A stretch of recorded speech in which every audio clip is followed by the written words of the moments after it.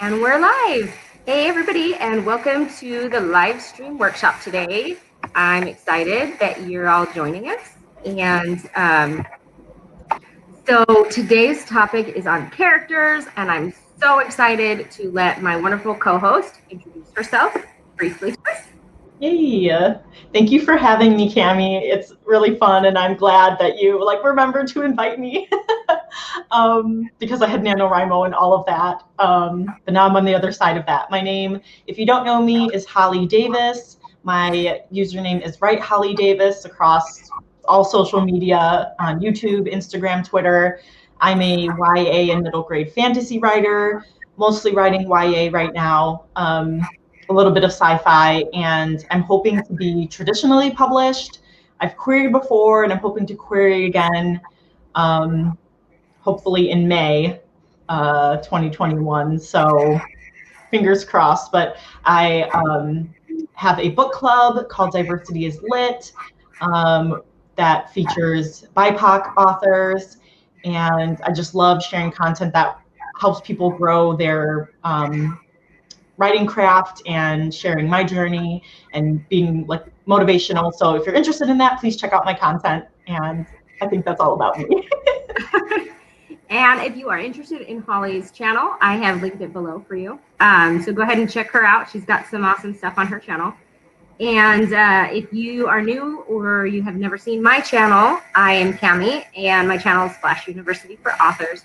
And I started my channel because I got tired of paying a lot of money to go to writing workshops and then leaving disappointed, like I wasted my time.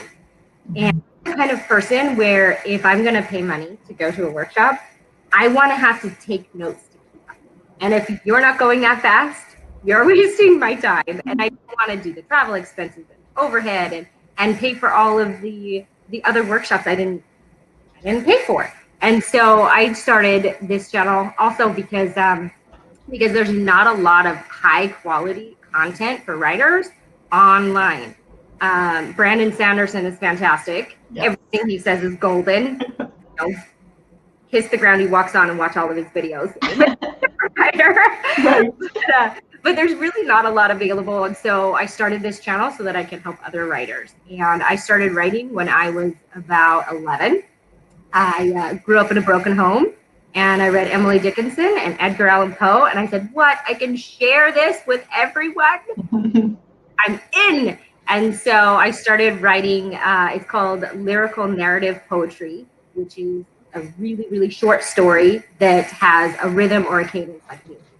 And published my first poem when I was 16, and then left the publishing industry, but continued to write for a long time. And now I'm back working on a debut novel. So that's kind of my journey.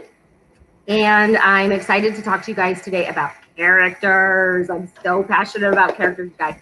Okay, so the truth is that someone will read a book with a plot that's iffy, but if you have characters that they hate or that they cannot follow, they will DNF your book so fast. They will just stop reading it totally. Yeah. Right? Oh yeah, that's what happens to me, and it took me I was so close to DNFing a book because I hated the character. I was like, oh, this is just not going the way I want it to, because I'm very character driven myself in my writing, and so I like those type of stories.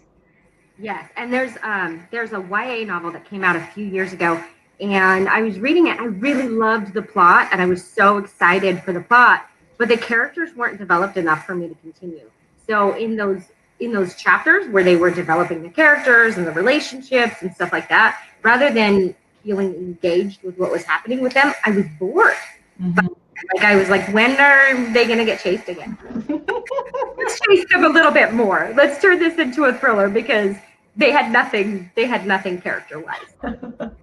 Yeah, so it's really important to make sure you've got your characters down. So, well, hello, author Robin Shackleton. I think that's how you pronounce your name.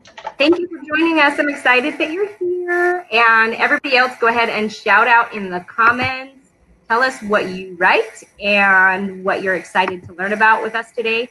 And just so you know that this is an interactive workshop. So if you can come up with some ideas that you have about setting or time, or if different things like that, we're going to create a prompt together as a group. And if you're not comfortable, don't feel pressured. Holly and I will do that, and I will put her on the spot. She'll love it. Oh, great. She'll love it, but I'll make her love it. So, okay, so be thinking about writing prompts, okay? So let's go ahead and just jump right into this. The first thing I have is culture. Now, culture impacts the way that we view the world. It really, really, really does. So think about wherever you're living in the world, and then think about whatever country is on the opposite side of the world.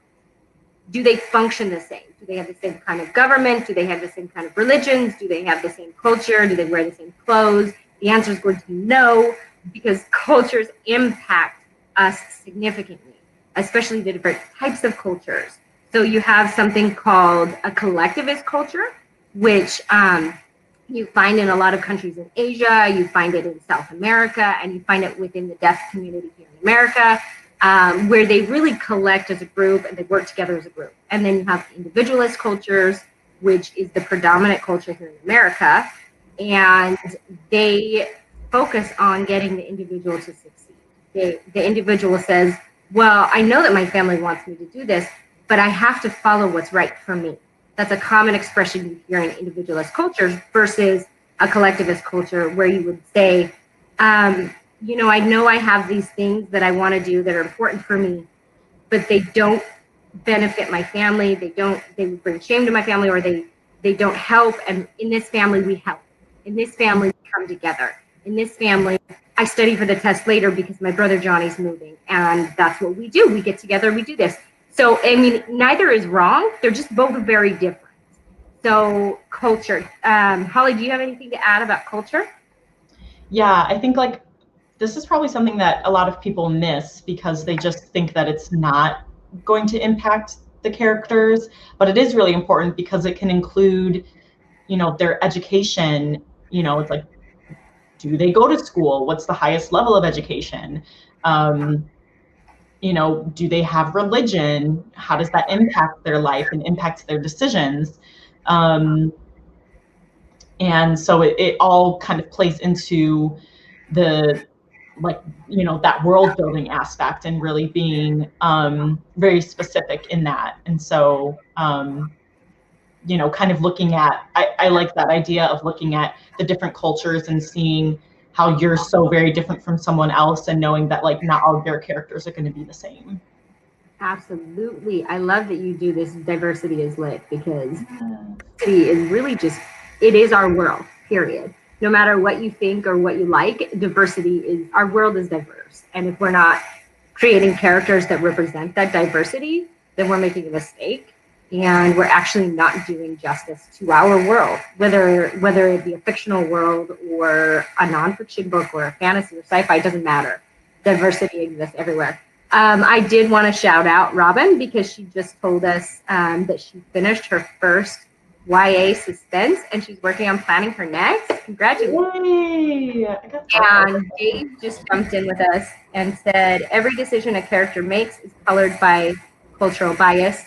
Yes, exactly. All of it is. Yeah. I mean, I could jump into it more, but I'll just say, I went from being a very vanilla family to all of a sudden my family was interracial and intercultural and interreligious, and it was almost overnight that it happened. And so this whole world just sort of opened up to me, and I got to see my own biases in a new light, because they're not good or bad. They're just my filter.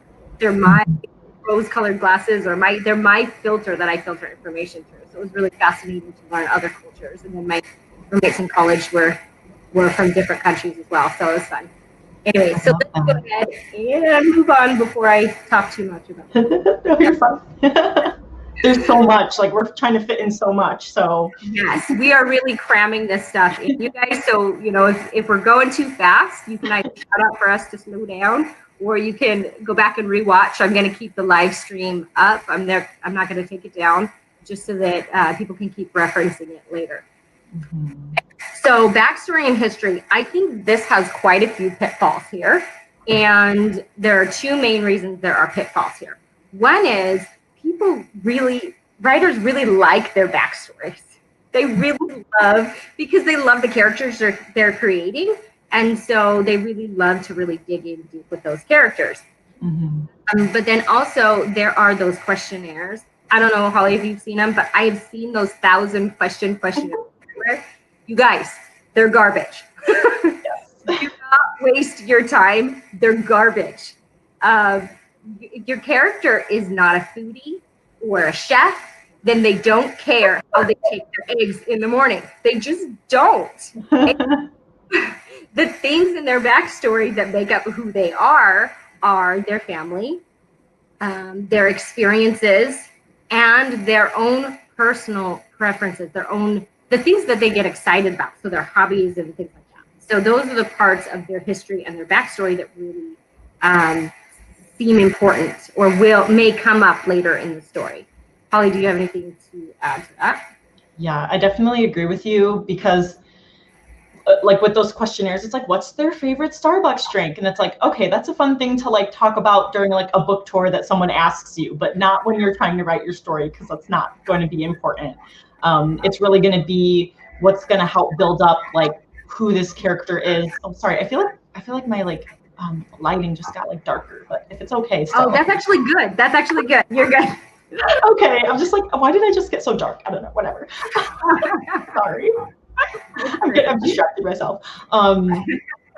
But so you want to develop things that's going to help drive their motivations and drive their decision making, because that's what's going to help move the story forward. If you're doing all these little tidbits of things or going into backstory that's like very irrelevant, like, oh, they're, when they skinned their knee when they were 5 years old, or their first grade teacher, like, okay, that's not important unless it's important to the story.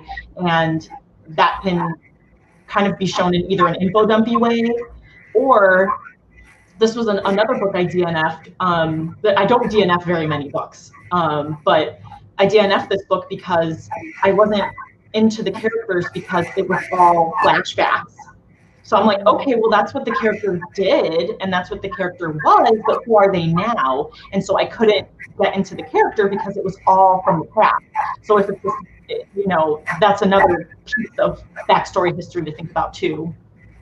Absolutely. I have a couple of friends on YouTube, and they each did a video on flashbacks, and their videos are fantastic. So I don't go over it. I will just link their videos below for you guys. I don't have it yet, but I will put that up for you guys, because they are fantastic videos. They're so good, because things can matter and they can be important, or they can be a huge distraction depending on how you do them. So do them intentionally and carefully. Yes. So the next one is sort of a personal pet peeve of mine. Okay, it's a lot of a pet peeve of mine. There's no sort of about this. This bothers me. Okay, so I studied interpreting. I held an interpreting license for a while. It actually just lapsed. But one of the things that we learned about is how to communicate for someone in the opposite gender. So I had to learn how to communicate I'm a very short white girl. And I had to learn how to communicate for a big, tall, burly black man, or another little tiny white girl, or whatever. I had to learn how to communicate for people, different genders, different cultures, all these different things, right?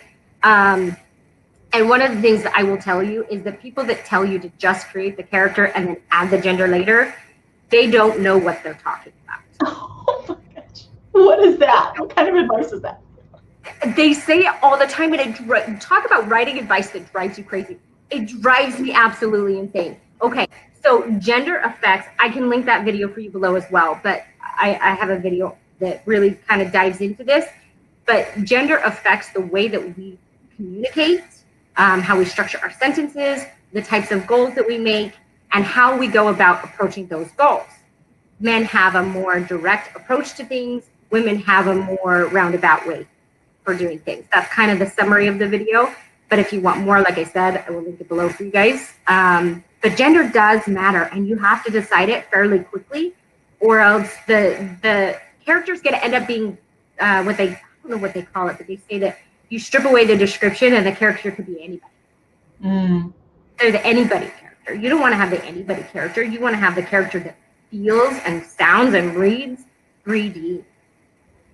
Yeah, I love that.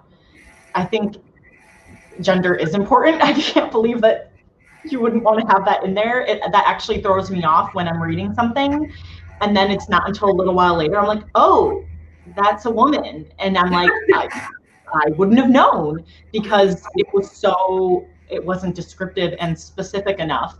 But then that detached me from the character because I didn't have a picture in my head of who they were. And another thing is that, like, gender does, you have your own experiences. Like, a man's not going to be afraid, walking past a group of men, construction workers or something, but a woman might be like, let me hurry past so they don't catcall me, or, so it's there is, these experiences shape us based on our gender, and that's just fact. So it's not like we want to have these stereotypes, but there are some things that are facts, and that's one of them. So there are facts, and the things that I shared a second ago, those are what I studied in workshops, in professional workshops, to be able to speak for people of the opposite gender. So they are facts that have had real psychological studies done that show that women tend to communicate differently than men. But also, I was going to add to the gender thing. Oh yeah, even if you're writing a character that is gender fluid or transgender or LGBTQ plus, please, if I've missed something, let me know in the comments below. Terms change regularly, and I would never want to be offensive to someone. But if you're writing a character like that, their gender impacts them even more, I would say. But don't assume that because they're transgender or gender fluid that their gender doesn't impact them. It does significantly. It just would do it differently than someone that is the stereotypical gender. Yes. So, and I have a friend. I have a few friends. I like on YouTube, you guys. She has a great channel. She talks about being asexual and a few other things. She's the one to talk to about this. She can make great videos. I will link it below, but I believe it's Dragons, Zombies, and Aliens. I think it's DZA is her channel. Christina, and I will give her a shout out if she sees this video. I love her. But she's the person to talk to about those types of things. My training is specifically in the gender stereotypes. So next we have personality and voice. Holly, you want to take this one? Yes, the voice is something that I really learned this year, and I didn't know like what they were talking about, but when I was querying my previous manuscript, and it was only after I started querying that I started hearing them talk about voice. Agents like voicey characters, and I'm like, what are you talking about? And so it took me a while to like figure out what that was, but it's kind of like a reflection of your character. I almost said patient. I'm a physical therapist, and so like sometimes I interchange patient. Okay, can you got a knot back here? You want to come hang out for a bit? Just kidding. I'm just okay. I'm fine. Keep going. But your characters, it kind of reflects your character's personality. So if they're very comedic, they're going to be cracking jokes or being very quick-witted in their dialogue. But then that can reflect back on their personality then, where maybe they are cracking jokes because they're kind of trying to hide their insecurities. So you can kind of play back and forth with these things, but you want to make sure that your characters have distinct personalities and voices so that they don't all sound the same, they don't all think the same, because like, think about your friends, think about like, Kammi, you just said, oh, my friend's really good at this, I'll link them down below. My other friend is really good at this, I'll link them down below. So and you're really good at, your thing. So everyone has their own experiences and personalities that are going to shape who they are. So, and this is what I think a lot of readers resonate with, because they can see themselves in the character and be like, oh, I do that, or I say that. So this piece of it is what can really help readers remember the characters. Absolutely. And I think that it would be easy to fall into a pitfall here as well with personality. You could easily just create a character that is yourself on paper. So I have a friend, Julian Gray Stroke, I think is her name on YouTube. She's in the playlist down below. Shout out to her if she's here. Hi. But she has one of the best videos I've ever seen on creating characters.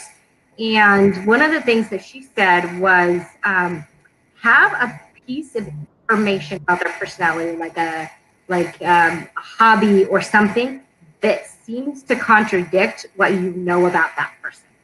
It really makes the character kind of pop on the page. So she used an example of soldier number 5, and you see him briefly while he's sitting there knitting. Boy, do I see soldier number 5. Anyone else? I see that very, very clearly. That's amazing. Yes, and I just the whole video is fantastic. Again, it's in the playlist. There's a whole playlist of some of the best advice that I have found on YouTube for creating characters. And my goal with this channel is that it can be a resource for writers. That it will have the best resources that I can find for you guys across YouTube. So I'll start linking Brandon Sanderson's videos, and he'll like it eventually, I'm sure. I don't know if he'll figure it out, but if he does, he'll be flattered. I'm sure of it. I've decided. I haven't watched all of them, but I need to. So. Oh, 2020 is the best by a long shot, because he sort of took all of the years and melded them into this beautiful 1 year of yes, 2020. Because his other years, he got excited about something and talked about it for a while, and then another year he got excited about something else, and so he just combined all of those. It's the best year ever. Wow. Chris Anderson. I'll link it for you guys. This should be a drinking game or something. Every day I'll link it. Okay, I don't drink alcohol, but I have my water. I drink my water. It's a new drinking game. It's a new phrase, you guys.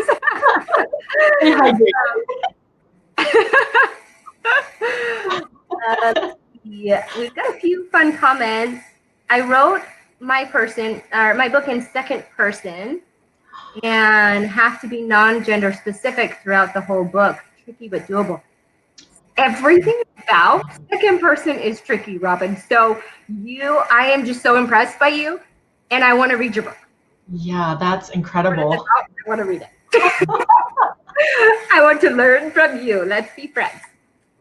Hit me up on Instagram or Facebook. Let's be friends, because that's fun. So how does that? Wait, hold on. Dave said, so how does that fit with in character? You're gonna have to tell me what you're referencing, because I've said a few things. I'm going to move on, and then Dave, if you're still here, let me know what you mean by that. So personality, yeah. So give them something that is unique to them, and you give them something that drives the plot, like their whatever feeds into their goals or whatever, but then give them something that's totally unrelated. I have a character in a book that I just stopped writing for personal reasons, but this person is a huge foodie, and they're a soldier, and they're a higher class. So I mean, you just wouldn't expect them to have learned cooking from their servant, their chef, growing up. And so he became a foodie, and that's something that's important to him, and he likes to create new dishes, and so he'll actually forage for things and bring them in and make dishes, and that's what makes him unique in that way. But then something about him that makes him drive the plot forward is that he is really, really loyal, but he's not really sure who he should be loyal to. He hasn't figured that out yet, but he loves being loyal. So those are two examples of personality tics and quirks that make him who he is. I love that example. I want to read about him. Thank you. I appreciate that. I will probably get back to writing this book later, but I decided I didn't want it to be my debut, and then I also decided that it just had a few things I had to work out before I. But it is like 3/4 of the way done, so it was painful to stop writing it. Oh man! At least you have a lot of it under your belt. Knitting. Okay, knitting. Would an editor say that's out of character? No, if it is part of their character. So another character that I have, I've decided that she really hates dirt under her nails. And she's just gonna, at random times, be picking the dirt out from under her nails. And another thing that's unique about her, she's very, very prejudiced, but not based on skin color. She's prejudiced based on class. And she is an upper class and really looks down on the servants in their society. That's actually really common. It's just the way she was raised. And so it's really surprising how snotty she is to the main character, that she can turn around and she just loves animals and really connects with animals. And she's like, oh, and you're mine, and I'm going to take you home and love you forever. Blah, blah, blah, blah. And then she turns back to the main character and she's a total brat again. So, knitting, no, I don't think knitting is out of character. If they are, I think it's quirky. And I think that it could be too much depending on the story. So kind of whether it adds to or detracts from the story. Yeah, I feel like it could, you could kind of tackle a couple things at the same time. So if it can kind of show their backstory or history, like maybe this soldier, like maybe his grandma raised him and she taught him how to knit or something. So that's what and then maybe he died in a tragic way. And so that's his way of remembering her, still knitting. And then, then you find out another thing. He's really family driven. Family is important to him, or he doesn't like to let go of, family heirlooms or, something like that. So that can, you could say like, oh, he's knitting, but like, well, what does that mean? Then that you can ask like, what if questions to build on that. And then that strengthens his personality. Yeah, absolutely. But to have it just be the way that we phrased it, that's a distraction from the plot. I mean, if you're just walking past a random soldier and knitting, and then you move on and you never mention it again, yeah, that's a bit too much. And, my friend Julian mentions it in the thing. She said, with your characters, you run the risk. It's like a tightrope, and you run the risk of going too far or not far enough. So it's just about what sort of fits the tone for the story, what fits the tone for the character, and what makes them relatable is the word I'm going to go with. What makes them human is another good phrase. So, because we could get, the phrase is jargon. The jargon that's coming to my mind is prescriptive. We could get too prescriptive. We could follow the rules too closely, and then the character they feel robotic. And they can become like a caricature, kind of. Yes. And for anybody who doesn't know what a caricature is, you're welcome, Dave. You're the best. Thanks for joining us. So for anybody that doesn't know what a caricature is, it is a character that isn't a full 3D character. They're almost a mockery even of the person you're trying to portray. And caricatures there's very little to them, and they're usually very highly offensive to people who are reading them. It's never, if somebody calls a character of yours a caricature, it's not a compliment. No. Okay, so let us move on, because I could ramble for philosophies and worldview. Okay, so this is also impacted by culture and religion and family, honestly, because we have family cultures and national cultures and religious cultures. All of those can impact it, as well as just your personality. That's going to impact. So somebody who's got a pessimistic view on life is going to automatically butt heads with someone who is an eternal optimist. Mm-hmm. Be best friends even, but they're going to bug each other like crazy. So a philosophy is more like how they view the world, whether they're pessimistic or optimistic, whether they're Democrat or Republican. Okay, I made political on this channel. Be quiet, you guys. Say, I don't want to know. But that is a worldview. That's how you view the world. That's how your perception of right and wrong and good and bad is your what's called your philosophy. So. Mm-hmm. Yeah, and like you were saying with your character, it's so social status and like, you know, education can play a part in it too, because, you know, your character says that, you know, the higher class are more, you know, worthy. And so that can drive your worldview as well. I think too, like part of that background and family upbringing can affect your philosophy, because you can take on what, you know, your parents taught you, or, you know, what they said was the truth, and you didn't come up with these ideas on your own, or maybe your character completely goes away from what their parents thought, and that can affect it too. And obviously their experiences will shape their worldview. Absolutely. And I think going away from what our parents teach us when we're younger has to be an intentional thing. I like the analogy of doing the dishes. When you were growing up, did you have a dishwasher? Did your parents tell you how to put the dishes in the dishwasher? People are so opinionated about the way to squeeze the toothpaste tube, how you put your toilet paper roll on, and the way you put your dishes in the dishwasher. When you go to college for the first time, or at least for me, it was very eye-opening when your roommates put the dishes in the dishwasher differently. And you're like, how we do it? That's not the normal way. Well, whose normal is it? Is it your normal? Is it their normal? Is it who's normal? Normal is determined by how we grow up. And so we all grow up with sort of these ideas about the world that we accept simply because they were what we were told was normal. It's what we experience as normal.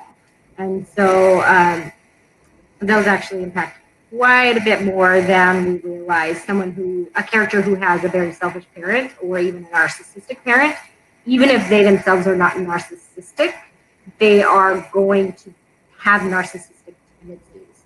They're going to behave in a way that's selfish until someone points out to them, you're kind of being selfish. Cool.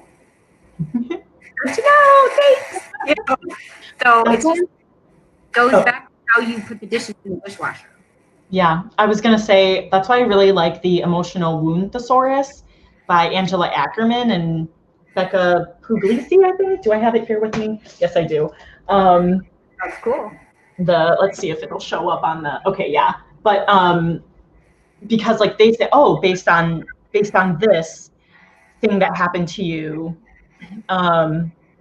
like these are the personality traits you may have, these are your triggers, these are your things you may fear, so different things. So it's like it shows that kind of ripple effect of one thing can affect your worldview, your philosophy, etc. Yes. Awesome. I love that. I want to find that book, and I will link that for you guys. Yes. Yeah, Angela Ackerman and Becca Puglisi. I am totally drinking. I was not joking. This is the new. I need to take a drink. Yes, Holly, where's your drink? Sorry, I'm trying to like put this book back like a good person. Look at you being all clean. I don't show you guys my writing space intentionally. A little bit of a hot mess. Yeah, same. I need a much bigger desk. Yeah, well, wouldn't that be nice? Okay, fun. It's crucial. It's going to be your goals and your character arc. And this is where you're going to have a lot of tension. And tension is going to drive your story forward. Oh my gosh, I totally forgot one. So let's pretend like we're not on goals and character arc before I forget. Oh my gosh. Look what I'm doing. It's so important, Holly, but I forgot what it was. Oh no, it's okay. Okay, we'll go ahead with goals and character arc. And I have an aha moment. I will tell you guys what it is. I just had this moment of clarity where I was like, oh yeah, this is the thing that I was gonna write down and I totally forgot. And then it was gone. No. Character arc again.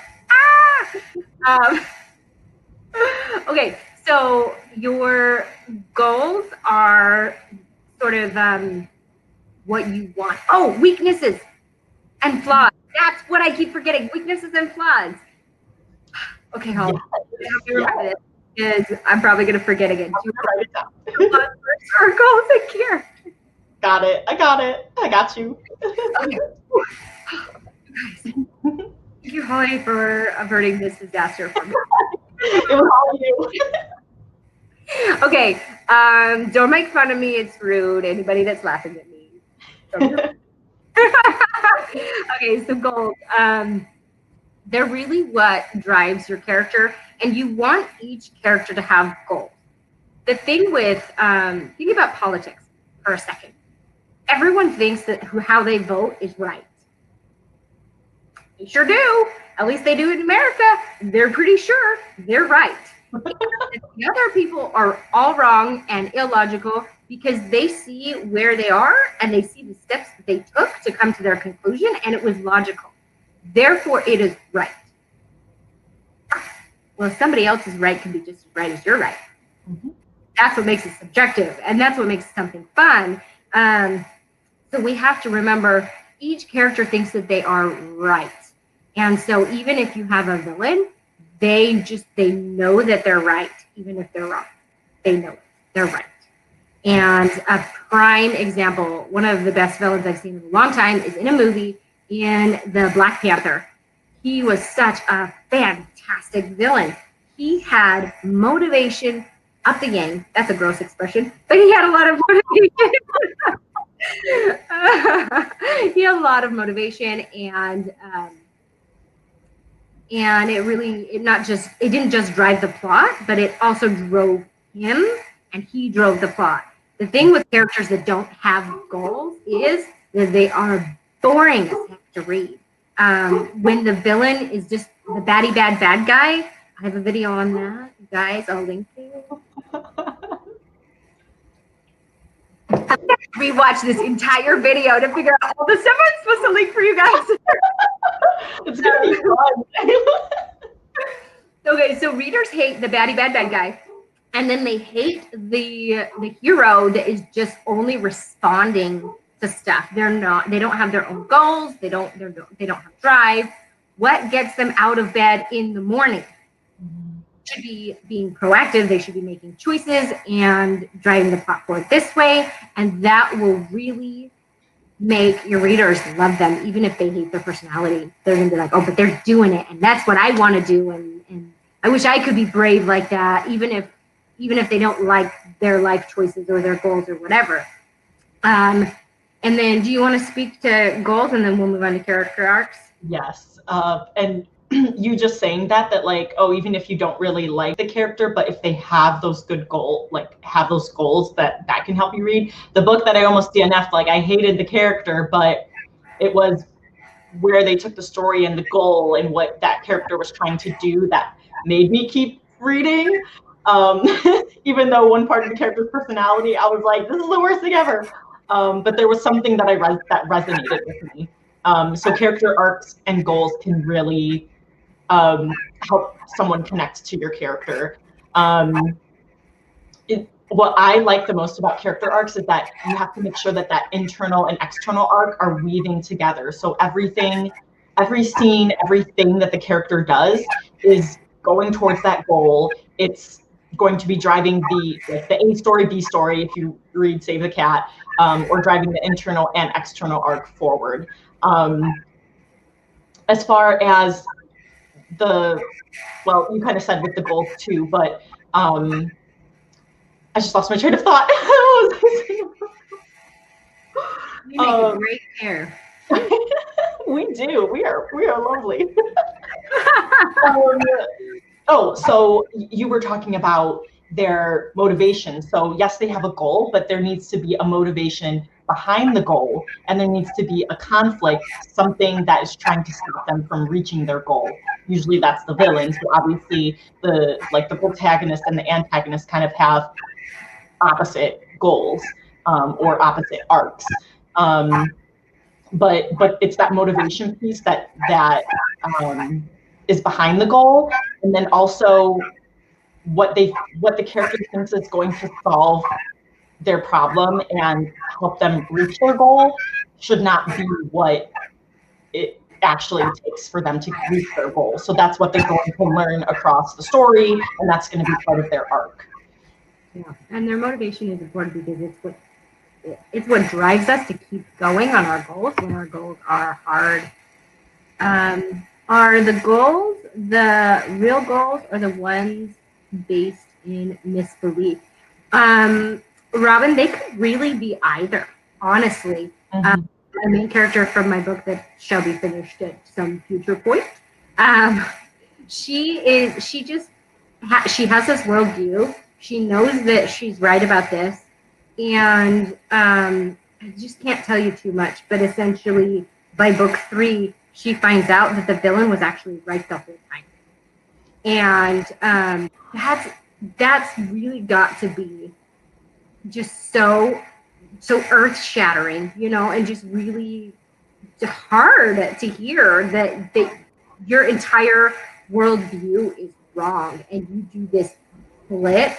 So it really could be a goal that they just know is right and it's not, or it really, goal, or it could be a goal that, I hope I'm answering your question correctly. Yeah. Mm-hmm.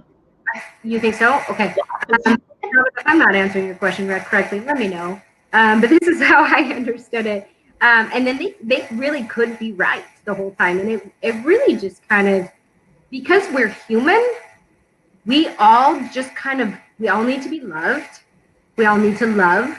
And we all feel pain, most of us. We feel pain. And a lot of us feel pain, empathy for others as well. Like, we all have these human things inside of us. And one of those things, or a couple of those things, are we all think we're dang right. And we're not always right. And when I first got married, my husband used to Google things that I said, because I'd be like, I'm right about this. And he was like, let me see if you're right about this. And then on the couch later.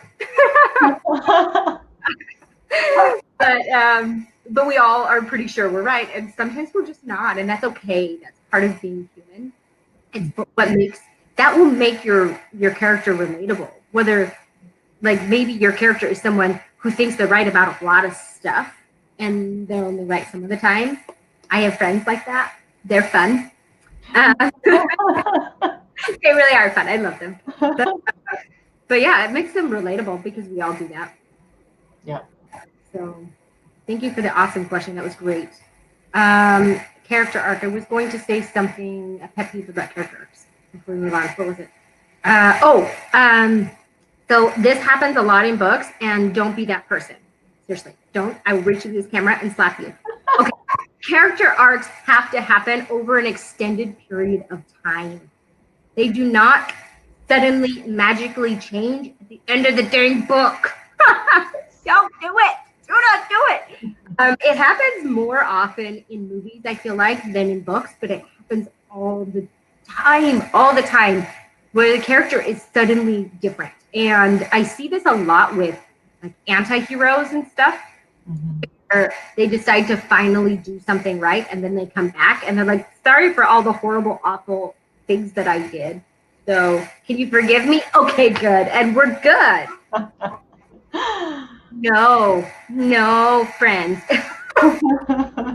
Psychology doesn't work that way. People don't work that way. They take a long time to change, and it takes a lot of deliberate actions on their part.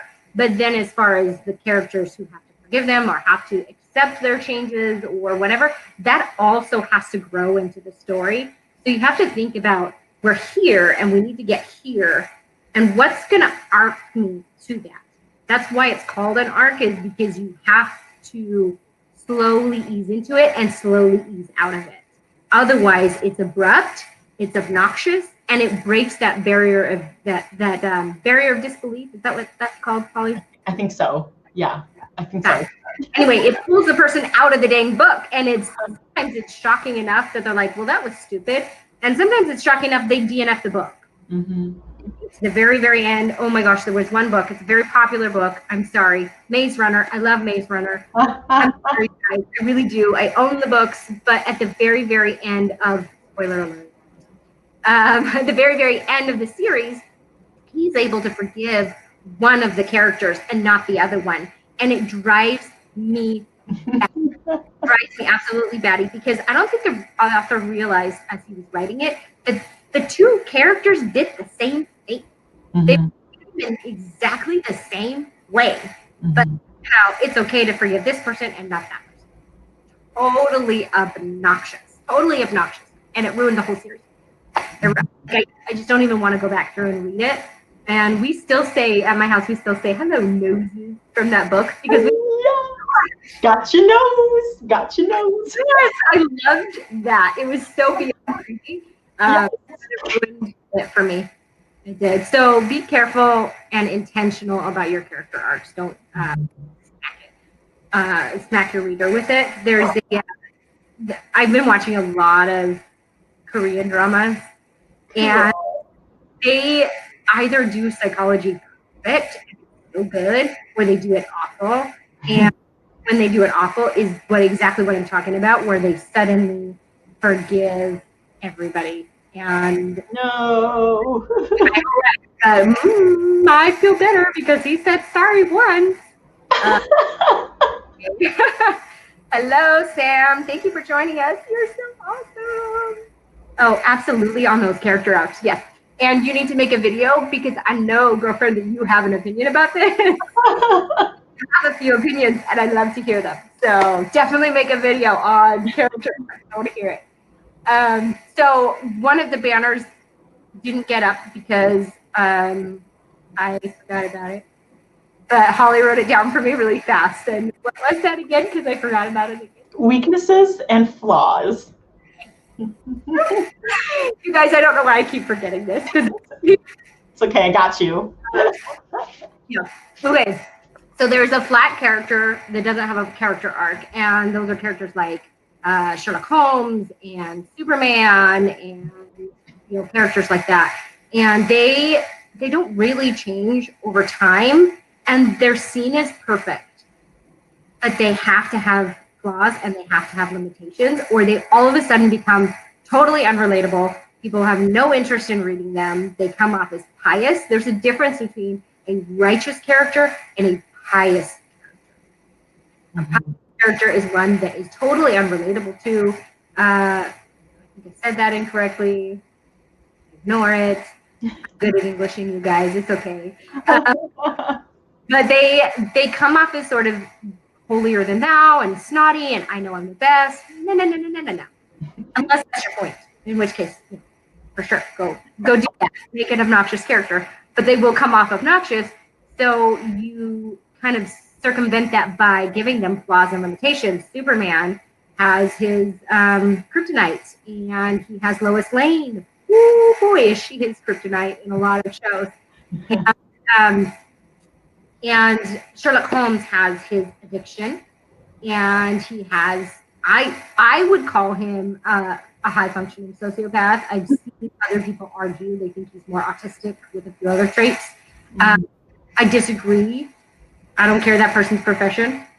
They're probably more qualified than me. But I think he's sociopathic because my understanding of the character from all the different adaptations that I've read is that he really just doesn't have the ability to understand other people's feelings, and not in an autistic way. He sees them, he recognizes them, he just can't connect with them. That's sociopathic. You don't have that ability to really connect with you. Ooh, Sam, did you just say you have one of those videos? Do a video? I can't wait. Nice. I have set my notifications to let me know all of your videos when they come out.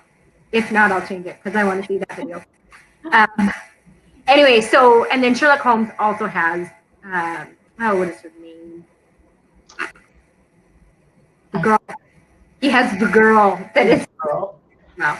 So a flaw is more like a character flaw, something in them that's imperfect, like Sherlock Holmes' drive for drugs. He has to fight against that urge. And then a limitation is more like Superman not being able to use his magic, his superhuman abilities in certain settings and stuff like that. So in a magic story, it would be the character can't use their magic when they're tired, or the character can't use their magic when the sun goes down, or those are limitations, whereas flaws are internal. Do you have anything to add about goals and character? Yeah, weaknesses and flaws. Yes, I did. Again. But I just want to say really quick, that's really interesting about the sociopath part of Holmes. Like I never like really thought about that. And I'm like, wow, that makes a lot of sense. That's really interesting. But I think like the flaws and weaknesses kind of go back to the goals a little bit, because you know what your character thinks is going to solve their problem or help them reach their goal is not what will actually get them there. And so that can be based off of their weakness. Like the Nano novel I was writing before, the character, like, you know, his parents told him, you have to be strong, like we're like, that's what our family's all about. And if you're weak, then like you're useless. And so that's what he was told. So he thinks his, you know, his end goal is to be like the strongest, but that's like a flaw and a weakness for him, because like then he's always trying to be the best, and people don't like that. And if he loses something, then he gets mad at himself. So there's lots of different facets of a flaw or weakness that can that you can play around with in the plot too. Sorry if I. No, you're great. I love it. I love it. I was just listening. Yeah, and then a fantastic example of kind of the idea that you were talking about with strength being, or this need to be the strongest and the best, being the weakness. This woman has some sort of degree in history. I think it is in tribal warfare, really specifically. And she wrote a book, and I'm gonna link it for you. But it is so good, because the characters and their cultures and stuff, if you're looking for characters, my golly, read her book. It's The Nameless or Nameless, and her name is Jennifer Jenkins. There's a couple books by the same name, so Jennifer Jenkins. And one of her characters are called, or the culture is called the Rams. That's their little tribe, and they are all about strength and brutality. And this character has to learn that that's not the way he should be behaving, that there's more to life than being the strongest and the best. And so it's really a fascinating read, because it just, so beautiful how she does it. Wow. Yeah. Sounds like the misbelief working its way into the goal. Absolutely. Misbelief can absolutely do that. Or you have a limited perspective. So maybe that your belief is accurate. You know that you need certain classes to get you through to your degree, but you don't know how hard they're going to be. Or you didn't realize that you needed to take them all, like big chunks of them all at once, or something. Maybe you are just limited in your knowledge of that, and you grow and come to understand that it's more than you thought as you go. So it's always that it's that you're wrong about it so much as it could be you're just imperfect. You're human, you know. Let's call our characters human, because I like that. Yeah, it needs flaws to be human. So I will have to still film it, but I'm writing down notes, so hopefully soonish, one of these weeks. Awesome, Sam! Yay! Sounds great. Okay, so let's get into the prompt. Those of you who are with us in the chat, let us know a setting that you want to do. And I forgot my cubes. I forgot my story cubes. Okay, I'm gonna grab my story cubes. You think about a place and a time and a problem, and that's 3 things, not 4. And we will do the prompt. Okay, I want to see answers.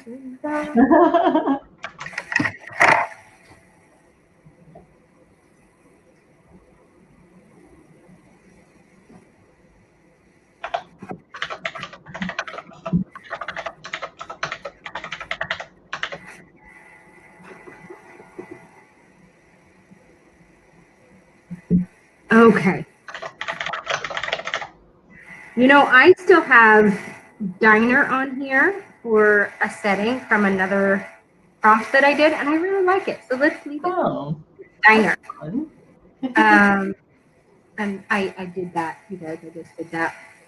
Nobody touches these story cubes but me. Be quiet. Don't shame me. I just.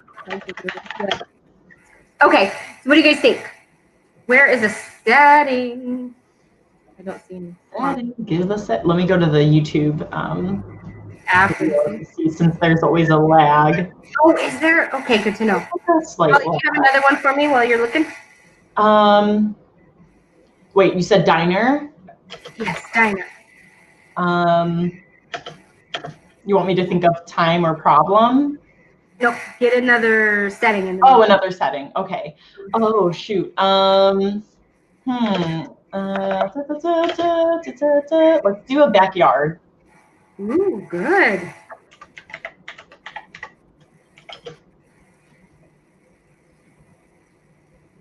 Okay. I have space station on here. Let's just leave it. Ooh, fun. That's different. And let's see. We could do. I did my car once. I like that one.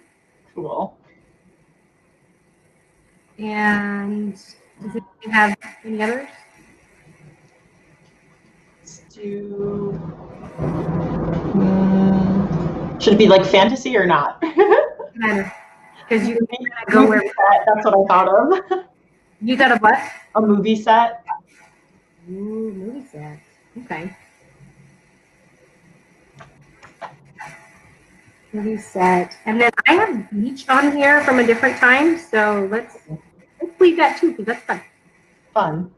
And then let's look at a time. I always liked yesterday. Ooh. Aw. I don't know why. I think it's a fun prompt. Yes. It's midnight, like. Yeah. Okay. Yesterday.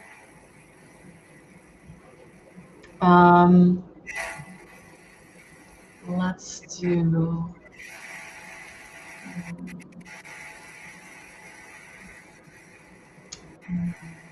Dinner time.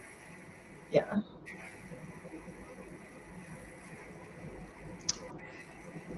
First day of school. Does that count?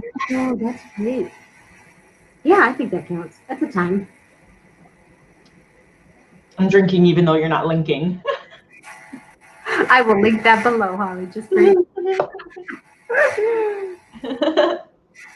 Okay, school. Okay. Ooh, greener side of Sam has some. Oh, yeah. Sam, what you got? New York. Ooh, 8 p.m. on Christmas Eve. Okay. Aww. 8 p.m. Christmas. Okay. And then, okay. So, and then I have skyscraper. No, that would be such a good one, but we're not looking for places anymore, are we? Let's see. Sunrise. Yeah. It's a good one. Right. And then we need to make up a problem. And since the story cubes take a while, why don't we do the story cubes for these two? And then you and I can just shout out a problem. Okay. So these are literally story cubes, you guys, and I think they're so fun. That's so fun. See how they live. So, can you guys hear me? I don't have my microphone on. Yeah? Weird. Okay. So, sunrise at the diner is our beginning. Ooh. So, Holly and I need to come up with a quick problem, and then we can. What do you think? Let's see.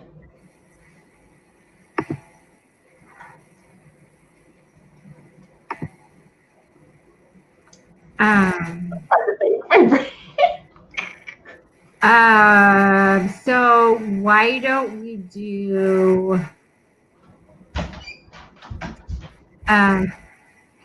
Hello. They're saying hi. Why don't we do that? Somebody is trying to break in, like something bad is happening, like they need to protect themselves or get out. Like, what do we do? That's too specific. Let's do drug cartel. I have no idea where that came from. Yep, it's happening. Our problem is the drug cartel. Okay. For anybody who is here, what we do is we pull up our Google Docs or our Word document or paper pencil. I don't care. Join us. We will spend about, you guys want to do 5 minutes or 10 minutes?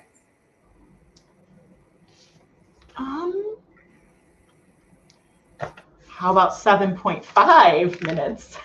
Yes, except my iPhone doesn't do that. So we will do 7.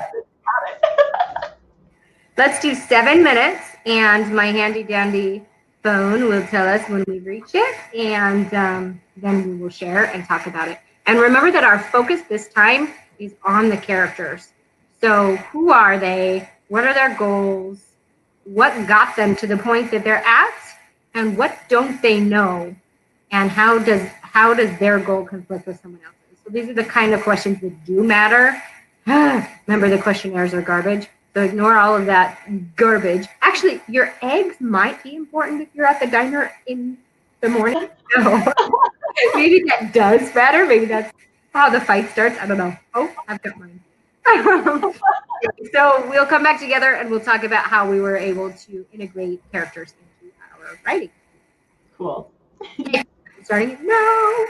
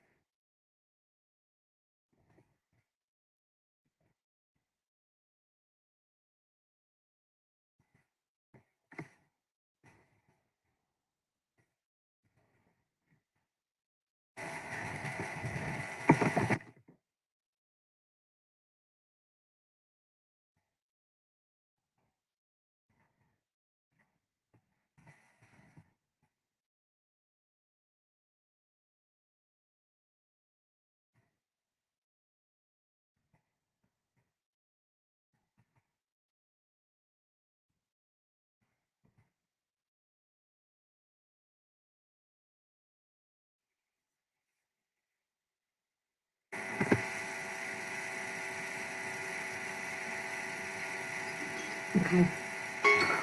Here's my timer. Anybody that's in here. Okay. Oh no, they went way too fast. Oh no, sorry. Do you want a couple more minutes or are you good?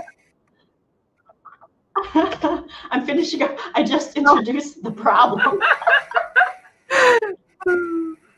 Yeah, you 60 seconds. Go. I'll only watch you a little bit. Cool.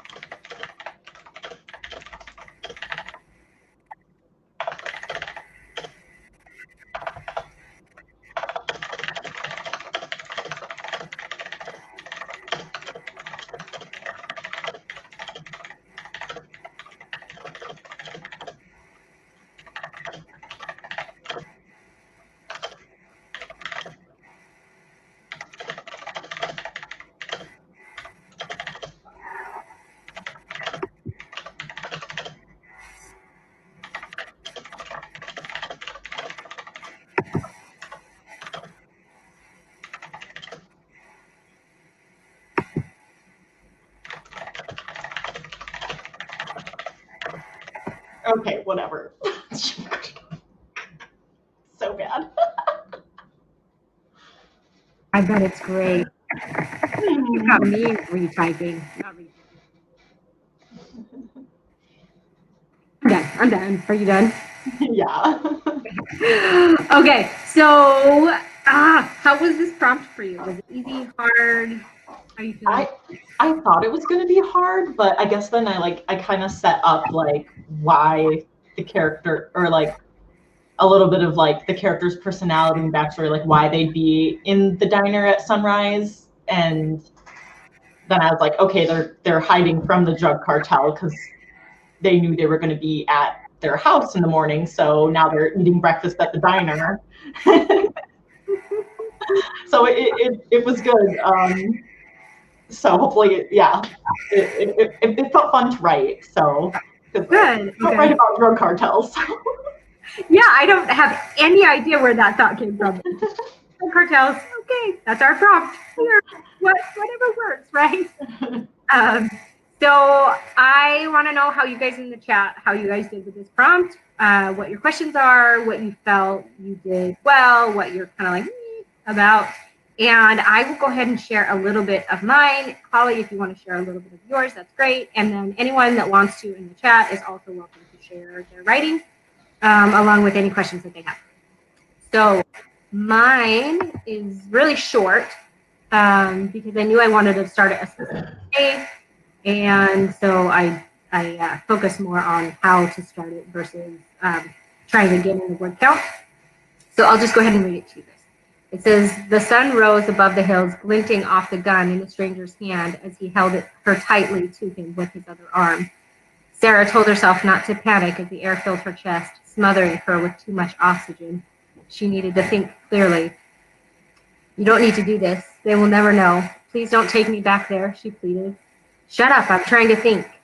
It was only a matter of time until the police came. Even in small towns like this, they responded quickly when someone made calls about hostages. Well, at least she hoped someone had called 911. She couldn't go back there. She forced the images from her mind that were threatening to smother her. She couldn't let herself lapse into another episode. Not now. She had to keep talking. She had to keep him talking until they reached the diner. Until the police reached the diner. So what I went, shaking the screen, guys. So what I went with on this one is she has escaped somehow from the cartel. She is on the run and has been hiding in this city, or this small town rather, and was found at the local diner. And she obviously gets found and she gets grabbed, and the guy's got her like this. And I just touched the microphone, but the guy's got her like this, and he's got a gun like this, right? So he's not facing her anyway. And his backstory that I quickly decided but didn't have time to write was that he is trying to prove himself for some reason. He is trying to show that he's worthy, or that he's trying to not die. So they each have a goal that's at odds. Obviously, neither of them wants to die. Neither of them wants to. So they both need what they need. They both know what they know. That's kind of the issue that I set up there. I set them at odds with each other, and I set up the potential for them to then sort of either come together and unite and do something totally different and unexpected from what they would have thought at the beginning of the story, or to continue to be at odds throughout. So if I were to write this, it would have to become longer. It would have to be a short story, or even a novella, to really do it justice. So that's so good. Sam in the chat said, I thought it was a fun prompt. I only got a small paragraph down though. My daughter is waking up, so I'll have to go. I'm glad I had some time to join. Thank you so much, Sam, for joining, and I'm glad you enjoyed the prompt. I don't know if you're still here, but I'm just kidding. Holly, would you like to share a little bit? Yeah, I guess since I was too much into the character at the diner and didn't get to when the drug cartel came, I didn't get to do too much of character stuff for the drug cartel. I started it with the sun too. The sun is way too bright for my liking. It's like I've been sleeping and suddenly someone turns the light on, jolting me awake. Or I'm outside at night and someone shines a flashlight right in my face. But that would be the least of my problems. Usually I'm not up this early in the morning, just as the sun is peeking over the horizon. I never ever go to diners for breakfast. I'm perfectly fine making my own. But a smiley face is staring back at me from a plate of sunny side up eggs and crispy bacon while I glare daggers back at it. I chomp on the bacon, and now the face is a sad half smile. He talks to the waiter, and then he's,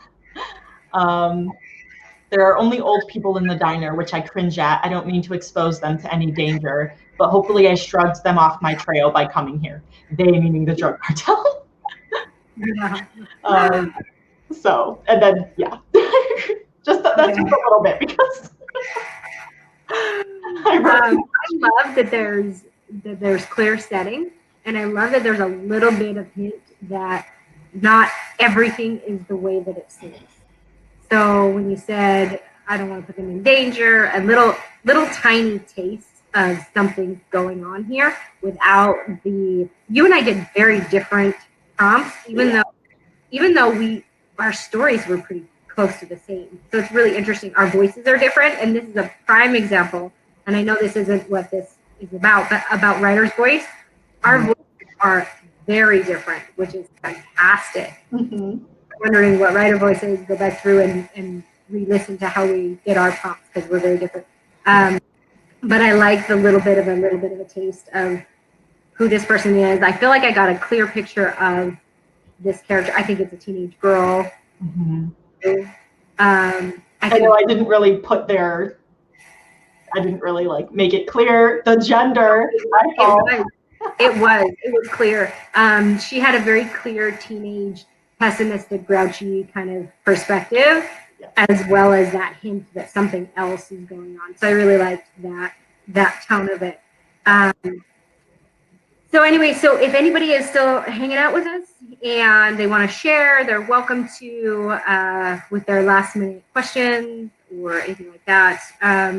Holly, do you have any last minute things about how you felt like the prompt went, or anything that maybe you thought of that helped you write this prompt and focus on character, or that you struggled with the most? What would you? Yeah, I thought it was fun because I actually don't usually do writing prompts and write something so quickly with just that idea. That's why it took me so long to get to the druggies. But it really made me just write, and I really liked that because I didn't have time to think. It's I literally had 3 things, and I ran out of time, and so I thought that was really, really cool. That's kind of encouraging, and I think that showed me too that if I'm feeling in a funk or feeling like I can't make the words flow, then a writing prompt. I need to get those cubes. Where did you get those? Seriously. I think I just got them at Walmart. You can definitely find them at like the homeschool stores and things like that, but they are literally just blank cubes. Cool. 4, and I use 2 for the prompts, and I love them. Oh. I think what's fun about them too is that our prompt is unique. It's not pulling some generic something off of Pinterest or the Google machine. You know, it's something fun that we discover together as a group. So that's kind of fun for me. I like it. I love it. Yeah, even if people hate it. No, I love it. I'm going to add it to my like Amazon wish list or something. Oh, good. I'm glad you liked it. Yeah. So for me, I really liked this prompt. I've had prompts that I've really struggled with. For anybody who doesn't know, I lead a flash fiction and short story critique group on Facebook. You're welcome to check it out. I will link it. I'm out of water. Now I'm out of water. So I lead this group, and there's a prompt every weekend, and then we share throughout the week. So the prompt that we did this last weekend, I struggled with so much. And Monday came, and my friends were posting stuff. There were only a couple of us that posted. I think we all struggled with this prompt. Mm-hmm. And it took me the longest time to think of anything to say about this prompt. And so I love that the prompt this time was good. I felt good about it. I really felt like I knew as soon as I saw the gun and the light glinting off the gun, I was like, I got it. I know. I'm going with this. And I saw them both being desperate very, very quickly. And so all I did was work outward from there. She was desperate and having a panic attack. Why? Okay, well, this reminds her of something where there was a gun before. So it just kind of led into, well, she must have experienced this before, and I just sort of went with that. And then I had this feeling of desperation from him as well. Like he's trying to, I gotta get out of here fast before the police come. I've gotta think this through. Hopefully nobody heard that. No, you're good. Oh, that's embarrassing. I've gotta love live. Okay, so he was also desperate, and I could just feel his desperation. I could feel him trying to think, and they're both, I gotta think. Mm-hmm. And so I went with that for him as well. I would actually turn him into a family man, and I would turn him into somebody who is desperate to protect his family at all costs, even if that means her dying or him being roped into the cartel or whatever it takes to protect his family from the cartel. And so there was a sense of desperation. And so really it was my ideas about their desperation and their needs that really drove this scene forward and made it flow for me. It's probably because my experience is largely in poetry, and so character is, well, the type of poetry that I write, character is dominant in that. If you guys want to see what I write, it's on my website, KammiLutz.com, and I have a couple poems, but definitely content warning for you guys. I write raw, and I pull out all the stops when I write my poetry. And so I've actually triggered someone before and sent them into a full-on PTSD episode. So trigger warning. Oh, okay. But yeah, they're very. Now you want to. You're like, now. Oh, now I not. Yeah. Ooh, now I'm gonna check it out. But yeah, a little bit. About a traumatic experience that I had. That's actually a real poem. I think that's what makes it so raw. But anyway, so my experience is very much on character and character building, and what is that world? What is that character seeing in the world? What's right in front of them physically? What's right in front of them emotionally? And what's immediate and what's essential? And so if you keep asking yourself that throughout the novel, it's a little different, obviously, because it's going to be stretched over a long period of time. But each scene, each chapter, each section of the book and the book as a whole is going to have its own need and its own drive. As long as your characters have drive, people will find them fascinating, even if they don't understand the culture or don't really like the character too much. They will still keep reading. So,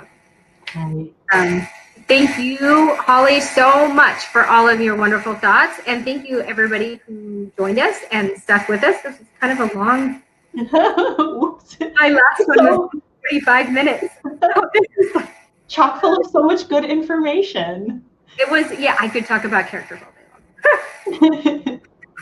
long. So anyway, so thank you again for joining, and I am excited that you guys came. And if you feel like sharing your writing with us in the chat or in the comments afterward, I would love to hear it. Please write.